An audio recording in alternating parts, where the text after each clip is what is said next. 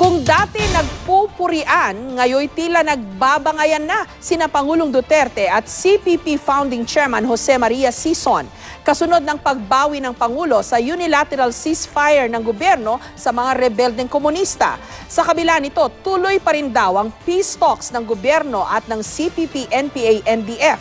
Samantala muling hinimok ni Pangulong Duterte ang mga sundalo na huwag matakot sa pagsulong sa kampanya kontra droga. Live mula sa Rojas City sa Capiz, may report si Cedric Castillo. Cedric. Ang Camp General Peralta dito sa Capiz, ang ikapitong military camp na binisita ni Pangulong Rodrigo Duterte sa loob lamang ng unang buwan ng kanyang administrasyon. At kanina ay sinabi niya dun sa mga tiniyak niya o pinangako niya sa mga sundalo na palalakasin daw ang puwersa ng militar.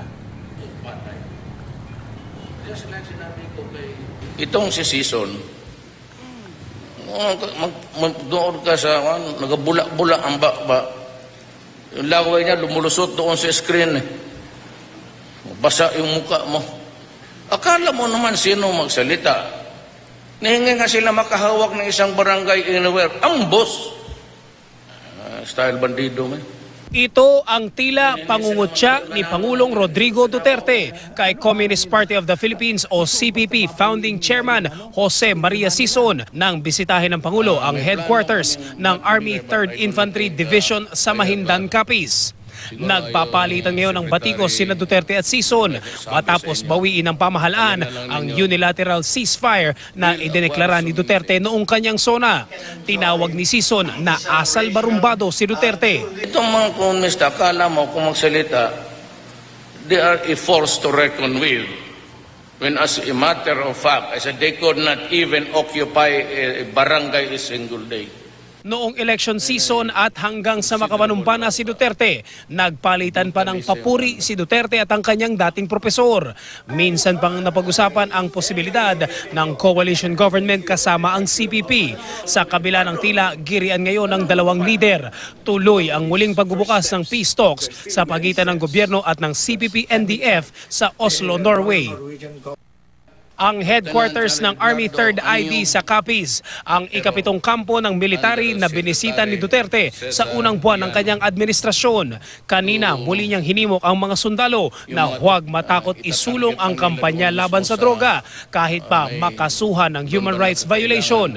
Nangako rin siya ng scholarship para sa mga anak ng mga sundalo, pati na health benefits at posibleng hanap buhay sa mga masusugatan sa labanan.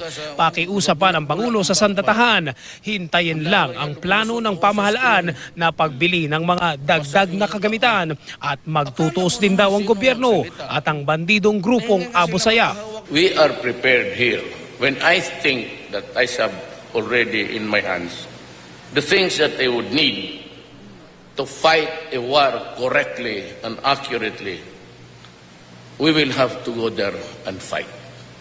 But before that, kailangan ko yung mga bagay-bagay na to give you an edge.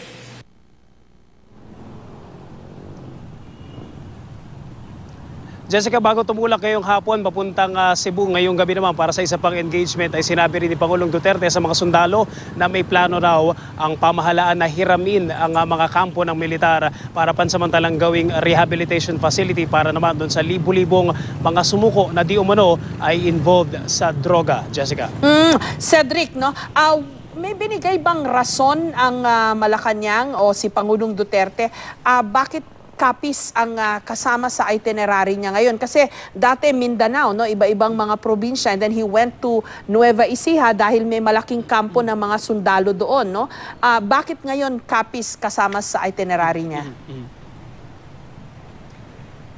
Categorically, Jessica, wala namang naibigay na rason kung bakit dito yung piniling kampo na bisitahin ngayon ni Pangulong Rodrigo Duterte. In fact, hindi rin sinusubukan nating tanungin kanina dun sa mga ilang mga resource persons at maging dun sa mga kasamahan natin na nagko-cover kung nagbigay na ba ng categorical reason ang Malacanang kung bakit nagka-camp to camp ngayon si Pangulong Rodrigo Duterte. Sa ngayon wala pang sagot dyan. Pero siguro isang may masasabi natin dyan for today, siguro isang reason dyan is yung logistics logistics, dahil ngayong gabi ay meron din siyang camp visit sa Cebu naman, Jessica.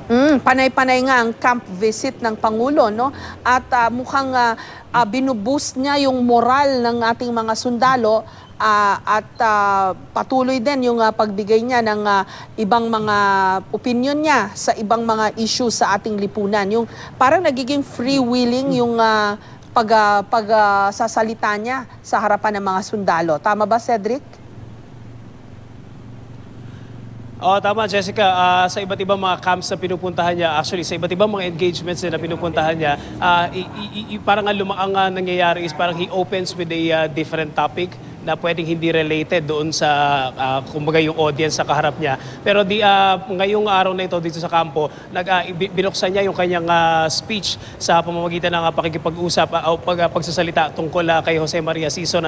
At gaya ng ngayon report natin na Jessica kanina ay kapansin-pansin na ngayon parang siguro masasabi natin na 180-degree complete turn o yung the exact opposite ngayon nung pagiging warm sa isa't isa ni Pangulong Rodrigo Duterte at ni Jose Maria Sison noong start ng campaign. In fact, diba, minsan na nga rin sinabi ni Pangulong Rodrigo Duterte, bibigyan niya na safe conduct pass si Jose Maria Sison at siya pa nga mismo yung nag-engganyo na umuwi ka na at mag-usap tayo, Jessica. Okay, maraming salamat sa iyo, Cedric Castillo.